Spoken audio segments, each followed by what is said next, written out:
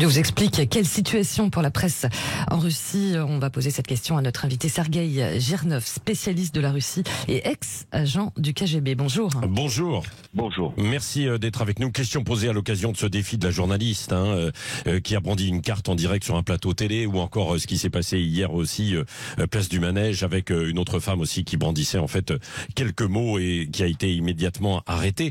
Est-ce qu'il y a vraiment une possibilité de médias indépendants aujourd'hui en Russie, Sergueï Girnov? Tout d'abord, une précision qui est très importante. La femme qui était arrêtée hier, elle n'affichait pas qu'il ait quelques mots. En fait, les mots qu'on affiche actuellement, c'est niet vойне, non à la guerre, 2 mots. Et en fait, elle a écrit sur sa pancarte littéralement 2 mots. Et on l'a arrêtée pour ça. Oui, c'est vrai. C'est ce qu'on disait tout à l'heure. Oui. Ok. Non, mais vous avez raison. C'est-à-dire que boum, la moindre petite chose, on a peur, quoi. Il y a même pire. Même pire. Les personnes mettaient juste des étoiles. Ils mettaient 3 étoiles et 5 étoiles. Et ils étaient arrêtés de la même façon pour rien. Donc vous voyez la justice qui arrête. Il n'y a rien d'écrit et on les arrête. C'est pour vous donner l'exemple comment ça fonctionne. Et donc, ça veut dire que ça c'est le pouvoir qui, dans ces conditions, en fait, a peur et réprime à tout va, quoi.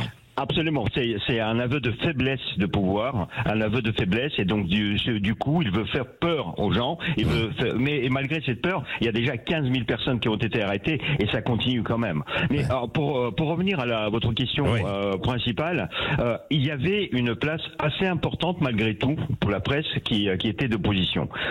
Il n'y en avait pas une place énorme, mais ceux qui voulaient trouver cette information pouvaient la trouver. Il y a Radio Svoboda qui était financé par le Congrès américain, c'est vrai, c'est un média qui est basé en Tchéquie, mais c'est un média historique, en Union soviétique, il était classé comme anti-soviétique. Mais c'est un média de qualité qui diffusait ses programmes en plusieurs langues, d'ailleurs je crois que c'est 60 langues ou quelque chose comme ça.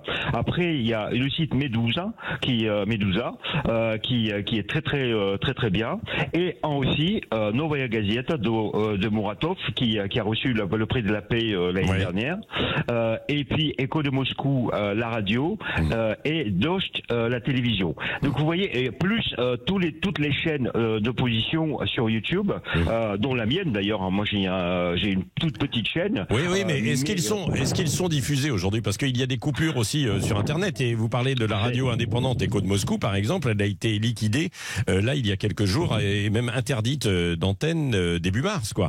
Donc, voilà. Ça veut dire qu'il y a un durcissement, quoi, de la censure. Il y a un énorme durcissement, parce que déjà ça a commencé l'année dernière, parce que Poutine a commencé à classer tous ces médias comme les agents étrangers, parce que tous les médias qui ne pouvaient pas fonctionner avec l'argent russe, donc étaient classés agents étrangers parce qu'ils recevaient de l'argent de l'étranger. D'ailleurs, entre nous, dans l'opposition, il y avait aussi des questions que se posaient, parce que vous avez dit Echo de Moscou, radio indépendante, elle n'est pas si indépendante que ça, elle dépendait de l'argent du Gazprom. Et c'est un paradoxe, parce que Evgeny Diktov, par exemple, le rédacteur en chef, francophone d'ailleurs, qui a participé à la mascarade des élections au mois de septembre d'une manière active. Donc vous voyez, c'est pas blanc ou noir, c'est quand même, il y a quand même une différence de grille très importante. Mais tous ces médias existaient, et quand la guerre a commencé, le mot guerre est interdit. On le rappelle.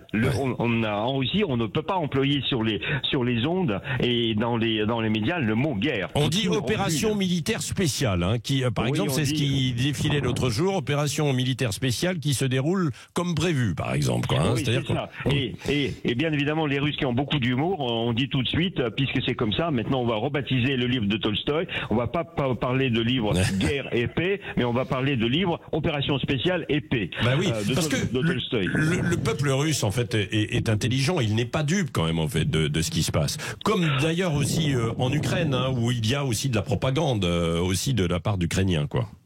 Non, mais c'est normal. Quand il y a une guerre, il y a aussi une guerre d'information et de désinformation. Et donc ça, il faut prendre quand même toutes les informations qui viennent des deux côtés actuellement avec des pincettes.